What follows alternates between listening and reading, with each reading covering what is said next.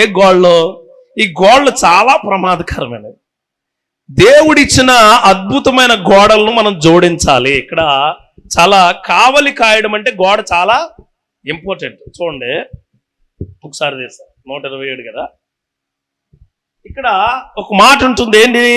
యెహోవా పట్టణమును కాపాడని యెడల దాన్ని కావలి కాయవారు మేలుకొని ఉండుట వ్యర్థమే. ఎంత గొప్పగా ఇల్లు కట్టారు కదా చిన్నారి గారు.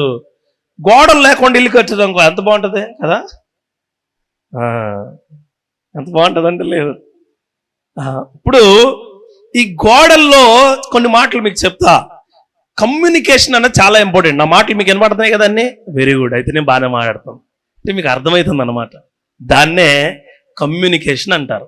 నా మాట మీకు వినపడడం, మీరు వినపడుతున్నాయని నాకు చెప్పడం, నేను వినడం, అది కమ్యూనికేషన్. ఇంటిలో దేవుడి యొక్క క్రియలతో ఉండే మాట నిలబెట్టబడును గాక.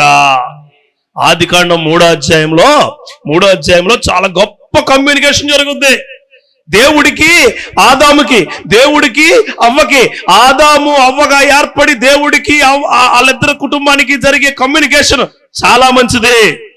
ఎప్పుడైతే అవ్వ సాతానుతో కమ్యూనికేట్ చేయడం మొదలెట్టిందో, ఎప్పుడైతే సాతానుతో మాట్లాడడం మొదలెట్టిందో, ఇది నిజమా, ఇది గొప్పదా, ఇది శక్తివంతమైనదా, ఇది నిజంగా ఉంటుందా అంటే గోడలన్నీ కూలిపోయాయి.